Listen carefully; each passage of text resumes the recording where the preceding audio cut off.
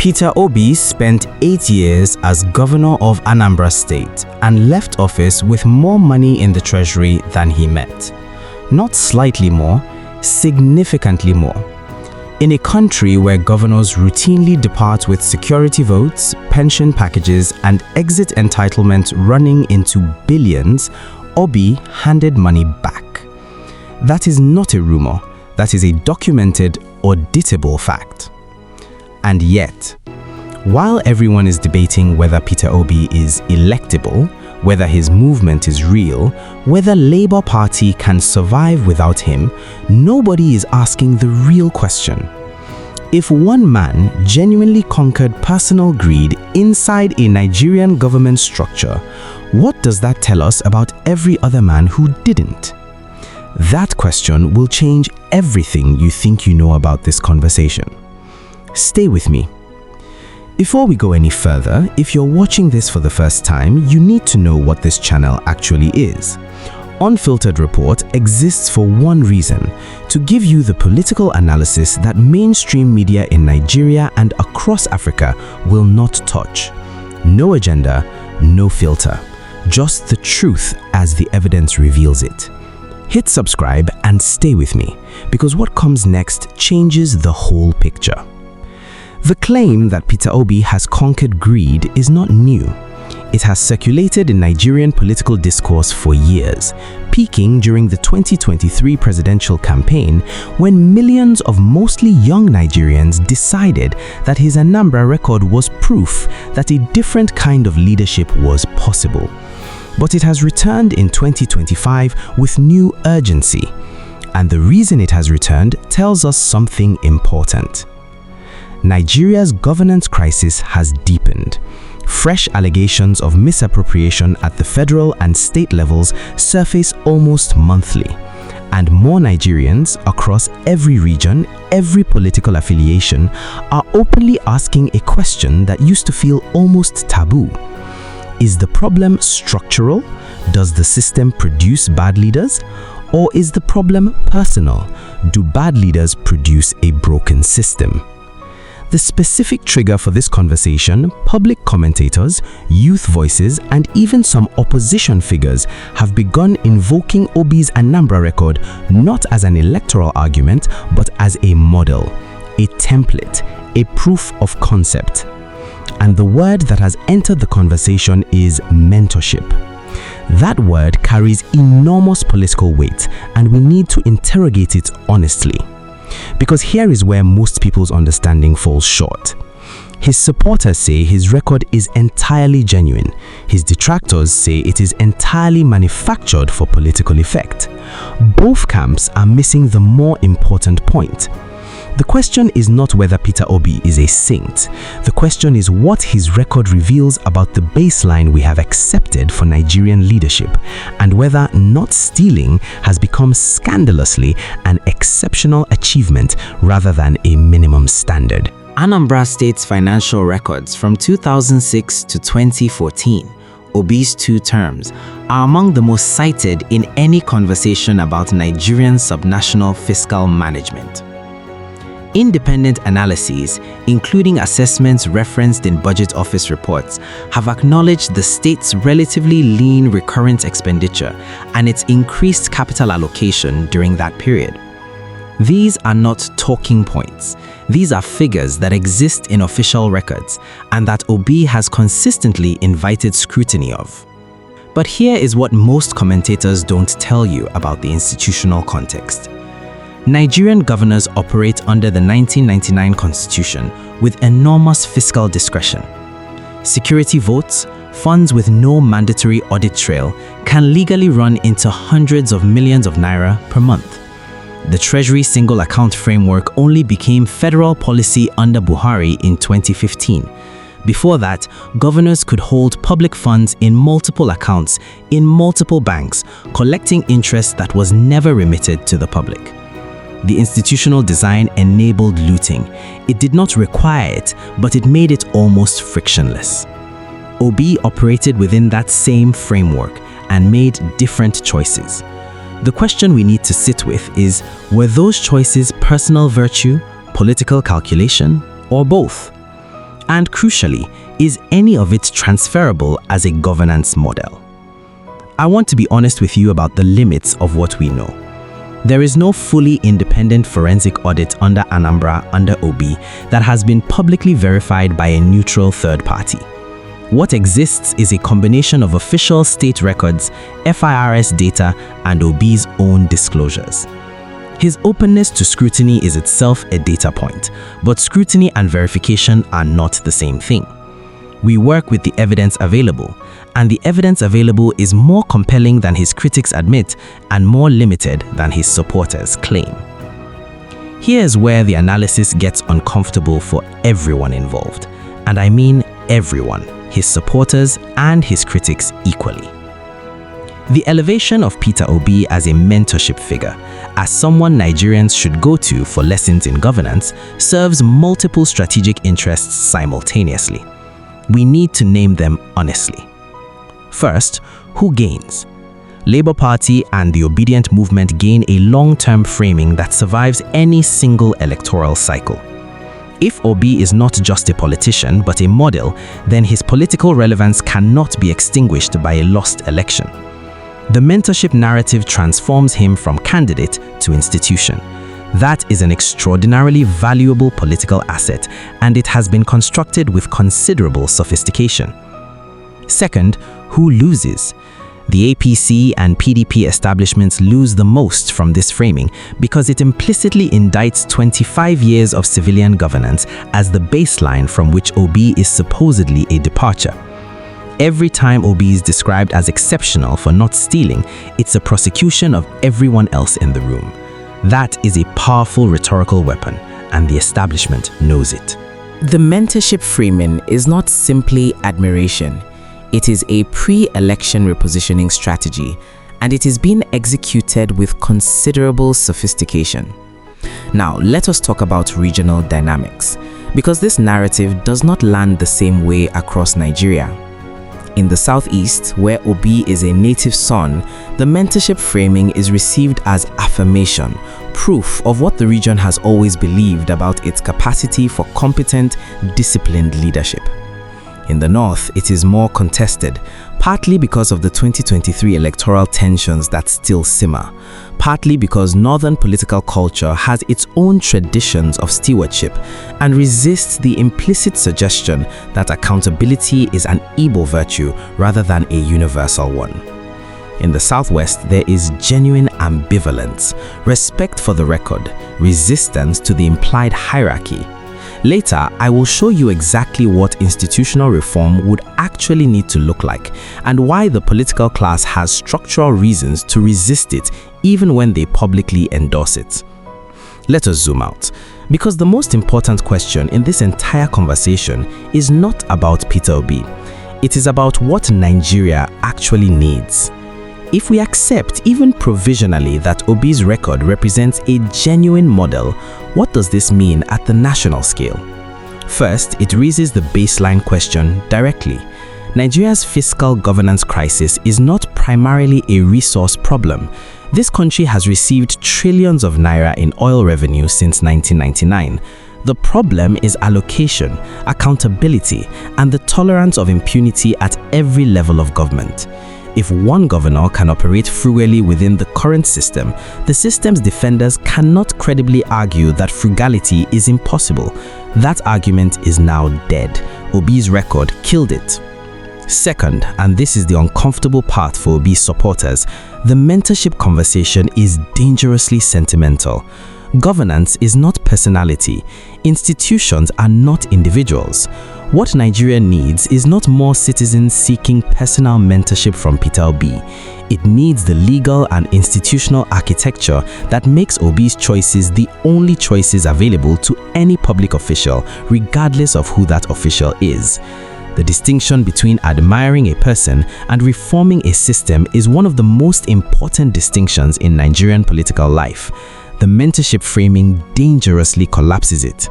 Third, the economic and security implications of a continued governance deficit are now existential. Capital flight, youth emigration, the Japa phenomenon, which has accelerated beyond what any single administration can reverse. Investor hesitation rooted in a rational assessment that Nigerian institutions cannot reliably protect value. A mentorship narrative that does not translate into institutional reform is a comfort, not a cure. And then there are the silent stakeholders, the figures not speaking publicly but whose interests are deeply embedded in the outcome. The Igbo trading networks that financed much of the Labour Party's grassroots mobilization have a material interest in this narrative succeeding. A mentorship framing stabilizes Obi's value as a coalition anchor, regardless of electoral timing. Finally, the timing question. Why is this conversation happening now in 2025 outside an election cycle? Because 2027 is approaching, and whoever controls the framing before the campaign season shapes the terms on which every candidate is judged. That is not conspiracy, that is political strategy, and it is being played on all sides. This story does not stay within Nigeria's borders, and the diaspora needs to understand exactly why. Western governments and multilateral institutions, the IMF, the World Bank, bilateral partners, have for years used Nigeria's governance deficit as justification for the loans and conditions attached to loans and investment frameworks. When a figure like Obi is held up internationally as evidence that Nigerian leaders can be different, it is not just domestic politics. It signals to foreign investors and creditors that the problem is not endemic, that it is a leadership variable, not a structural constant. That signal has real-world consequences for interest rates, investment terms, and the conditions under which Nigeria accesses capital. And for the diaspora, particularly Nigerians in the UK, the US, and Canada, this cuts even deeper. You send home billions in remittances annually. Many of you supported the Obedient movement precisely because you read Obi as proof that the Nigeria you left does not have to be the Nigeria that stays. The mentorship framing appeals to that psychology, the belief that a different Nigeria has already been demonstrated at the state level, and that the task is simply scaling it. But here is what the diaspora must understand clearly. Admiration for a model and the political conditions for that model to scale are two very different things. The same structural forces that resisted Obi's presidential bid in 2023 remain fully in place in 2026. The mentorship conversation, without a parallel political strategy for institutional change, risks becoming an emotional release valve, not a lever for change. Now, I want to make the strongest case for the critics because they are not entirely wrong, and intellectual honesty requires that I engage the best version of their argument, not the weakest.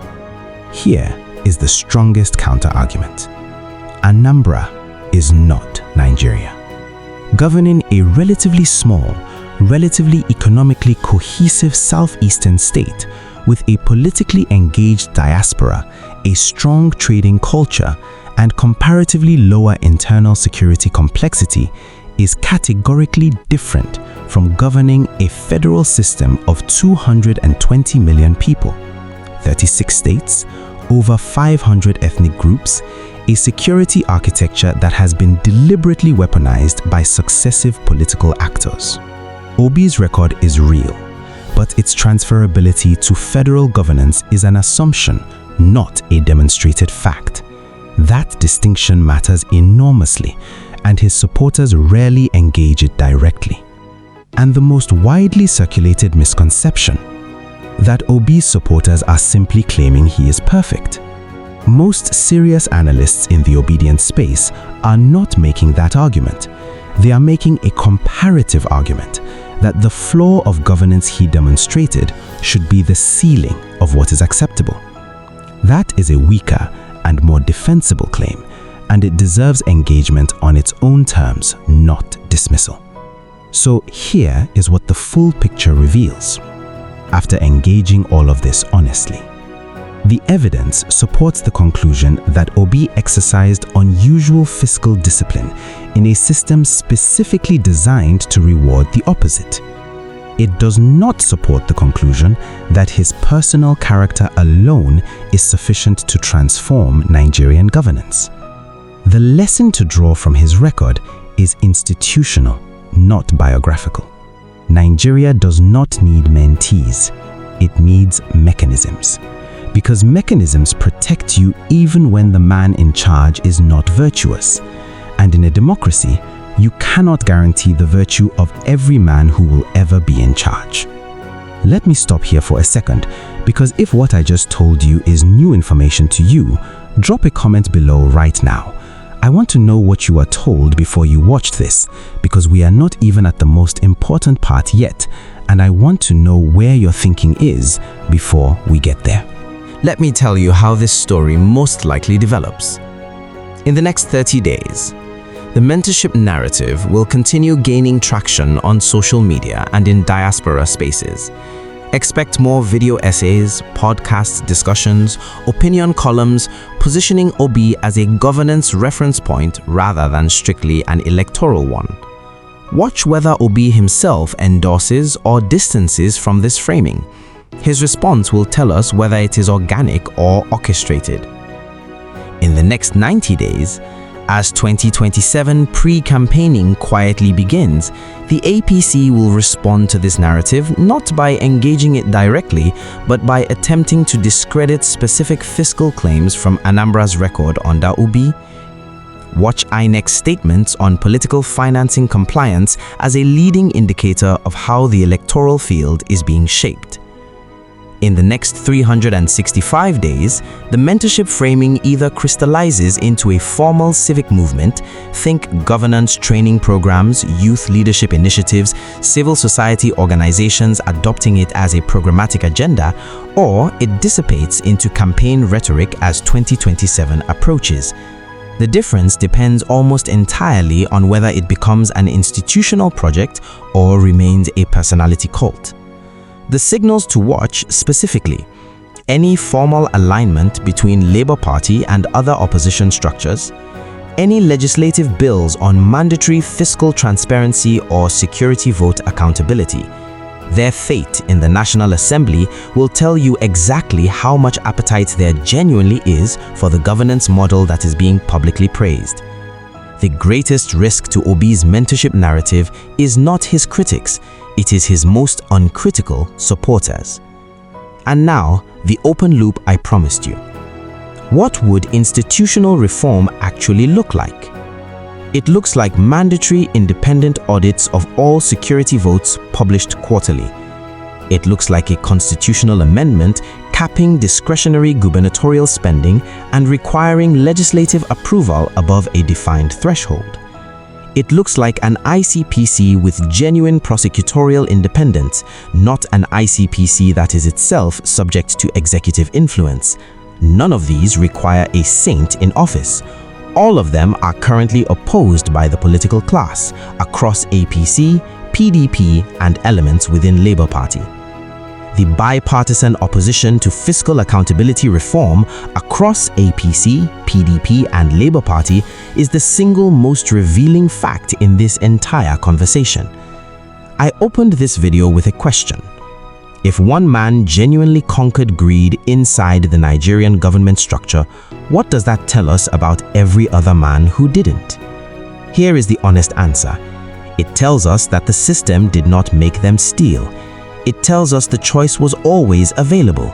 And it tells us that for 25 years of civilian governance, too many of the people in power made the wrong choice and were never adequately held to account for it. Peter Obi's record deserves respect. The mentorship conversation deserves engagement. But Nigeria deserves more than a mentor. It deserves a system that makes virtue the rational, rewarded, and structurally enforced choice, not the heroic exception. Until that system exists, the conversation we are having is important, but it is not enough. Carry that into every conversation you have about 2027. If this analysis gave you a clearer picture of what is actually happening, then do one thing for me. Share it with one person who needs to understand this, not for the algorithm, for the conversation.